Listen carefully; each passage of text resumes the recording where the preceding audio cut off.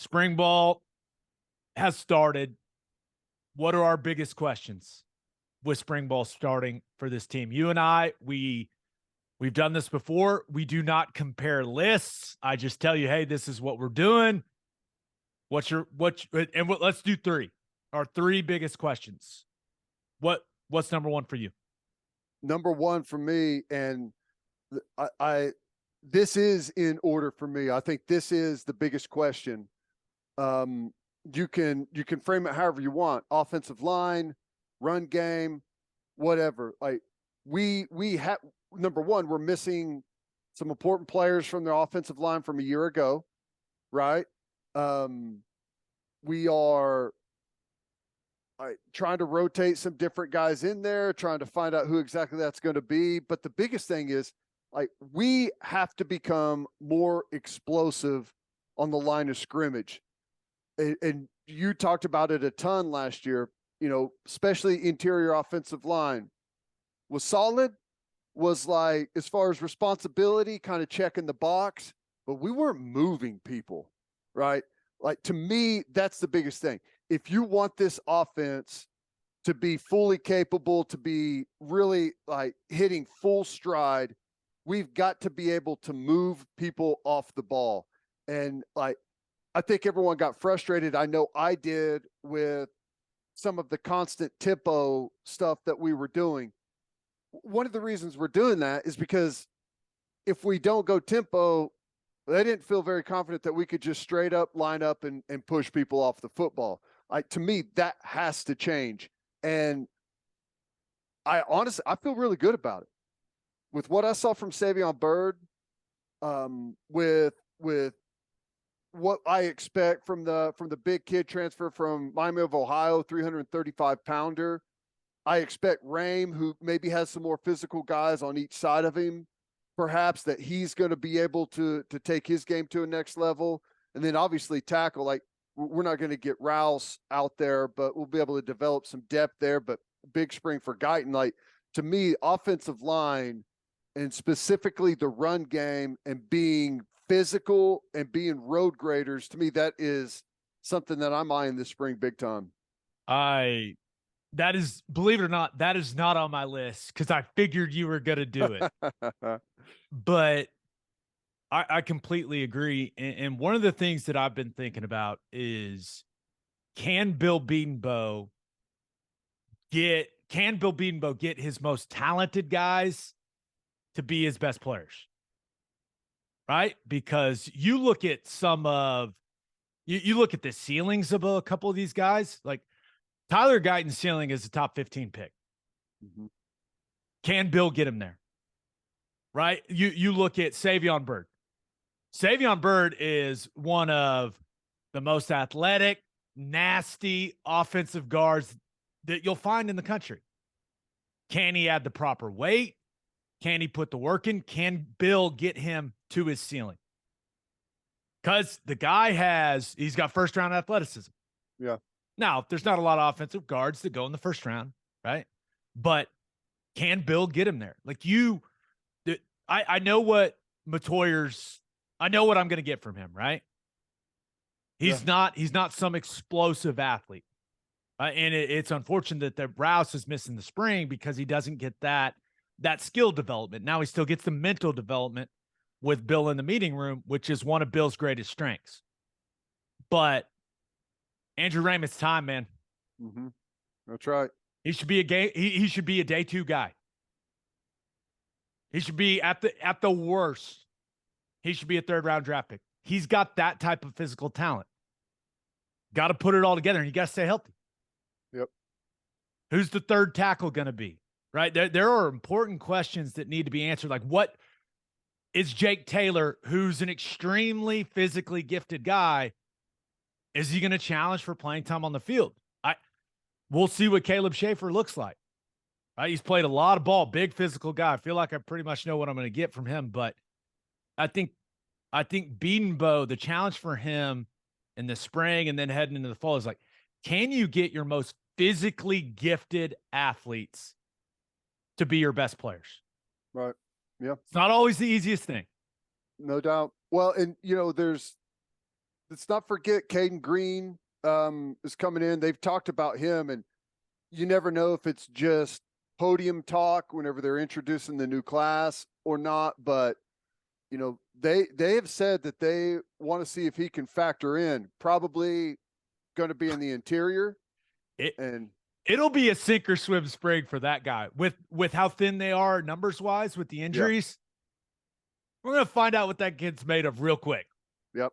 Yeah. And there's some other, you know, Josh Bates, and there's some other youngsters that are going to be there, and we'll see what they have. But to me, like we have to develop, like, obviously, like this coming season is big, but as we transition to the SEC, we have to become a more physical offensive line and a less of a position blocking type of group.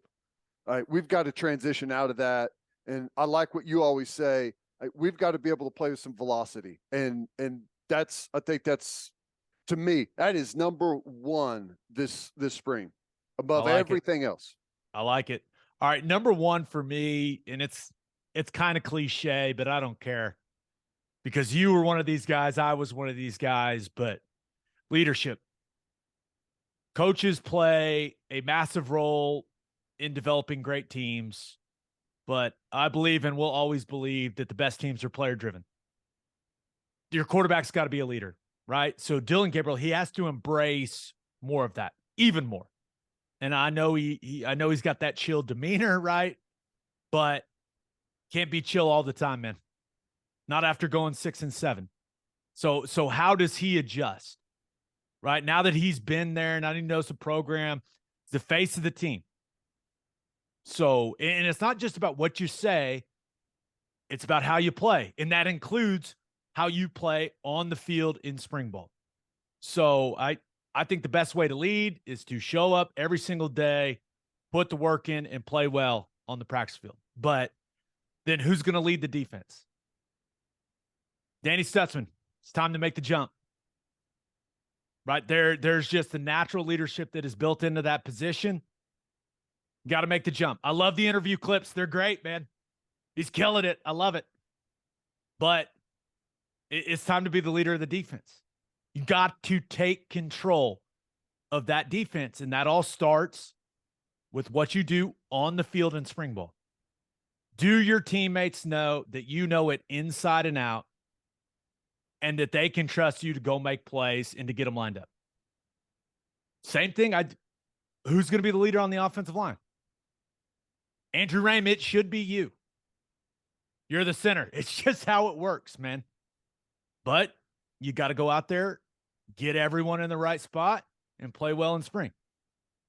So I look at the leadership piece of this, and that's a huge part of building a great team. I know what Dillon Gabriel, I feel like I have a good idea of his leadership style, but other dudes need to step up and lead this team. It can't just be Venables and all the sayings and all the energy and him being in guys, but like players have to lead. And I know last year they said, hey, we've got all kinds of leaders here that listen. Sometimes you can have too many. I need a couple damn dudes to take control of this thing where everyone answers to that guy. Because all the good teams I've been on through the years, there were only a couple of those guys. There weren't 8 of them. There weren't 10 of them. There were 3 or 4 of them. Yep. I'm interested to see who those guys will be. It's almost like a fallacy, right? To have leaders, like you need the tip of the spear, right? You need the dude. Now, you can have like defensively, there's going to be a guy in the secondary. There's going to be a guy, linebackers are going to be a guy on the defensive line. Like you're going to segment it up a little bit. But whenever we're out there on the field, there's 11 on O, 11 on D. There's got to be one dude that gets everyone lined up, that tells everyone to shut up in the huddle, that you listen to what I say, whether I'm right or wrong. You don't worry about that. You just do what I say. We'll worry about the rest later. And I think, a big part of that, it's hard to do that whenever you just don't really know. Right. Like Dylan Gabriel came in last year. Like I know everyone expected him to know this offense front and back, but it's different offense than he had under Levy. It's a different offense he had the year previous. Now he's comfortable with it. He's more comfortable with the players. And I think his leadership is more organic than last year. You're the quarterback. You're supposed to be the leader, right? And it's like just kind of this false thing. But I expect it to be organic and real. And it's also going to help that he's got a young buck behind him, 5-star quarterback that's probably going to be making some great plays out there. And, you know, there's going to be that voice inside him that says, you better step up and grab this thing. And that's natural. And I expect that to come out. I'm with you. All right. What do you have as number 2 on your list? I put, where's the freaks, right? This is Oklahoma. It's been too long since you've been able to look out there on the field, whether it's an offense or a defense, and see like NFL bodies out there. Okay. And transitioning into the spring, there's going to be some guys, right? Dasan McCullough on defense. He's 6'5", going to be out there covering the slot. Okay. Adebare as a freshman coming in. Our Mason Thomas, they released the new roster yesterday, 6'4", 6'2", 240 pounds. Like he's put on almost 20 pounds of muscle. You know, we need some size offensively. We've been productive, but it's been too long that we've been going up against 6'4", 6'5" wide receivers. Now, finally, we've got a room full of them. Nick Anderson listed on the new roster, 6'4", 212 pounds. I mean, that's Quentin Johnston's size. That was at TCU last year, right? We know how big Jaden Gibson is. Like, we need these athletes, not just to be a guy that's off the bus first and listed on the roster. Those guys need to be on the field and be our main playmakers. Like, to me, you want to be a team that is, you know, you're developing guys, like you're recruiting close to home, but you can't win a national championship without the freaks, right? We need the freaks, and they not just on the sideline, they need to be making plays. So to me, that's what I'm looking for this spring is, does some of these guys that have the height, the weight, the measurables, all the things that we've always heard of, are they going to actually start be making plays for us this spring? That's all I'm looking for. Do we have the creatures? Right. We need the creatures. Mm-hmm. And if you go through spring ball and you realize you don't have enough of them, you got to go find more. Yep. Which leads to number 2 on my list. Perfect transition, Ted. It's like we do this a lot together. Do we have any dudes at wide receiver? And there's a difference between a good player, a really good player, and then an absolute dude. Is Jalil Farouk one of those guys? Jaden Gibson, what are you, man? What are you? Nick Anderson, you look like $1 million. Got to go make plays. I don't really care how you look now. I want you to be big and fast and strong and look good in jersey, but I want guys to go make plays, damn it. Andrell Anthony. We've seen some of the highlights in Michigan, man. Let's go. Are you a dude or are you just a guy? Basically, I'm wondering, in that room, do we have any guys that are potentially first-round picks? Because those are the types of guys you need. Early round draft picks that go and produce. It's not that they just can jump high and run fast. They got to make plays. And there's a lot of things that are tied into the passing game being successful. I know that, right? I completely understand that. But sometimes you just got to call a play for one guy and he's got to go make a damn play. Do we have that guy? I know you want to run the ball. I know that's what Levy wants to do, but football is about explosive plays in the passing game now. That's the sport. And you've got Emmett Jones in there, new set of eyes, new voice, probably some new thoughts, techniques, concepts. What can he get out of these guys? Is he the guy to turn Farouk into that type of guy? Is he the guy that can, right? We didn't see Jaden Gibson at all. Nope. Can he get him on track and set him up for a breakout year? Like, do we have game-changing players at wide receiver? We'll find out. And if we don't, just like you said about the freaks, you got to go find them. Yep. I mean, you can say what you want.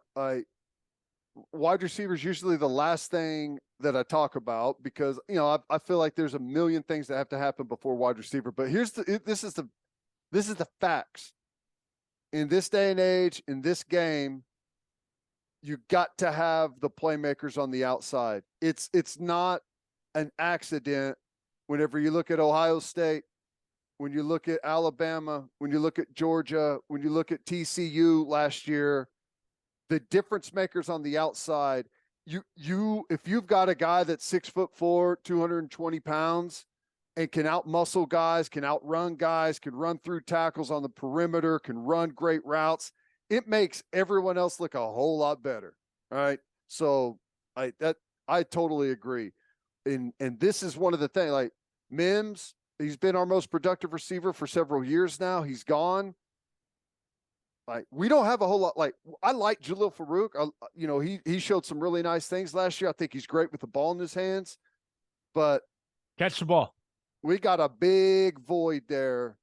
You know, there's over 1,000 yards that we got to replace, and I'm with you. Who's going to step up and take it? There's tons of capable bodies in there. JJ Hester, 6'4", 200 pounds, supposed to be like an unbelievable athlete. Let's see it. No excuses. It's not just about running fast and jumping high and your height and weight. It's about being a damn player, man. That's why a lot of people have these, you know, these conversations. Who are the best 3-4 wide receivers ever played at OU? I've put Ryan Broyles on my list every time. Because guess what? Before he blew his knee out, all the dude did was go make plays, go catch the damn ball and rack up yards. Yep. We need guys. Production. We need guys that produce. Yes, I want them to run fast and jump high and look great in a jersey, but I want guys that will go out and make some damn plays. So that's number 2 on my list. What do you got as number 3? Well, this ties back into your leadership a little bit, but it's all focused right at Dillon Gabriel, quarterback. I think year 1 for Dillon Gabriel, year 1 at Oklahoma was solid. It was not great.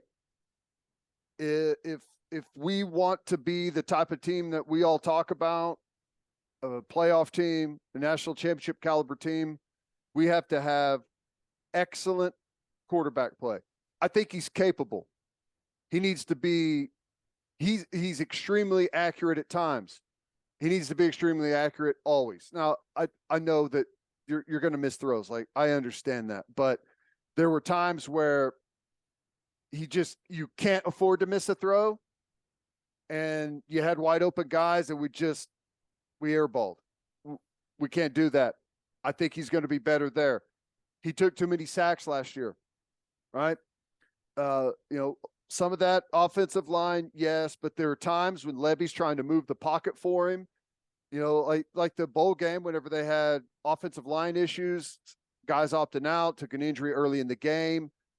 They're trying to move the pocket, and he's still taking some sacks out there. I think some of that comes from not being able to see it great and, you know, not being super confident in knowing the offense. And sometimes it's trusting your players to go make plays. But he's got to be better, not taking any sacks, and he's got to be great in the run game, quarterback run game. That's, to me, is going to be one of the big things that takes this offense to the next level. But, you know, all eyes are on Dillon Gabriel. And like I said, he's got the 5-star young stud behind him. I think that's going to push him. I think that's going to be good for him. But this is a big spring for him to really solidify himself. In my opinion, it shouldn't be close He should be the best quarterback in the Big 12 next year by a million miles. When you look at the teams, let's not get it twisted. The expectation for Oklahoma football is still win the Big 12 and go to the college football playoff. I know what the record was last year. I don't care. The expectation does not change. And when you look at teams, look at the teams that were in playoff contention and the guys that were Heisman Trophy finalists. You need that type of guy in college football now. You do. You need that type of guy. You need that, CJ Stroud. I know a lot of people poke fun at Stetson Bennett. Guy was a damn good player. Okay. Caleb Williams, what he did at USC carrying that team. Right. Bryce Young. That's the type of guy it takes. Is Dylan Gabriel that guy? He's got some limitations. Yeah, but so does Stetson Bennett. So does Bryce Young. Like, they're not totally agree. Massive dudes. Totally agree. He's got some limitations size-wise. He's got some limitations perhaps athletically. But the ceiling for him is way above what we saw last year. And I don't think I'm not saying last year was bad. I thought he had a good, solid year last year. But he can perform much better, and I expect him to perform much better. Solid doesn't take you to the playoff. That's right. Solid doesn't win Big 12 titles. That's just the truth. All right, my last one, Dasan McCullough. I'm just curious. I know. Where's he going to play, right? We know he's starting at Cheetah. 6'5", just under 225 pounds. As spring goes on, is the Cheetah spot the spot that makes the most sense for him and makes the most sense for this team, for this defense? Or do other guys emerge at that spot and maybe it makes more sense for him to play closer to the line of scrimmage more consistently? I don't know.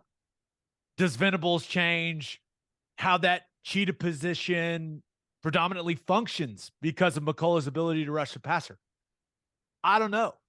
I have so many questions about Dasan McCullough and what it's going to look like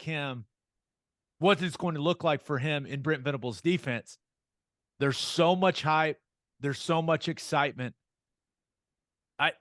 Is he one of those kind of foundational program type changing players? I don't know. But that's one of my biggest questions for OU in spring. Like, what do they find out about where he fits best, what he does best, and what he ultimately means for this defense? Boy, you go back to that quote from Venables that you mentioned. I expect us to be on another planet defensively. Well, a lot of that depends on this kid, unfortunately for him, unfortunately or unfortunately, I guess. That position it's a cornerstone.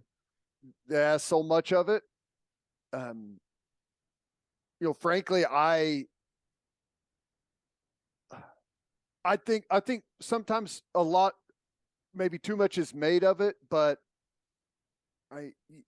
it's not all of that difficult. I actually think, like, mentally, it's incredibly easy. Actually, it's way easier than playing inside linebacker to me. But his athleticism gives us a lot more range and a lot more ability than what we had there last year. I love Deshaun White, but he's playing out of position because we didn't really have a body or a guy that we could trust there consistently. Dasan McCullough should take that to the next level. He's got way more length and, just positioning. First of all, lining up out there, it's going to be different whenever you're a slot receiver and you're lining up and there's a 6'4", 220-pounder lined up on you. It's going to be strange. But he's a great blitzer. He's going to have some great range covering. What I've seen, he tackles well, but he's going to be in space a lot. That's something he's going to have to improve on or develop as a real strong tool for himself. But I'm excited about it. If he can line up right, if he can blitz whenever he's supposed to blitz and cover when he's supposed to cover, he's going to be just fine. I don't know. That's the fun part. I'm very optimistic, but it's just, man, it's just going to be interesting to see what it looks like. Well, just to add something else, and I know we've hit this before, but I expect that position. I think about the bodies that were playing there. Dasan McCullough is 6'5". Justin Harrington is going to play some there too. And he was listed yesterday at like 6'3", 220, something like that, 218 maybe, something like that. He's a big, incredibly athletic dude. And you got Pearson, the safety that's played a ton of ball, great tackler from Tech. Peyton Bowen, the 5-star safety, playing some there too. Like there's a bunch of guys. So that gives you the ability on pass rush downs, 3rd and long, that you can move Dasan McCullough around if he's that dude and use him rushing the passer some. Yeah. And then as far as those other guys, are they guys or are they dudes? Mm-hmm.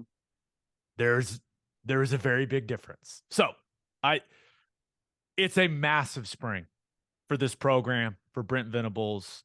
I know you and I will both get out to quite a few practices throughout spring ball, and it's just it's exciting, but I'm also in a weird way a little nervous about everything. Right. Yeah. So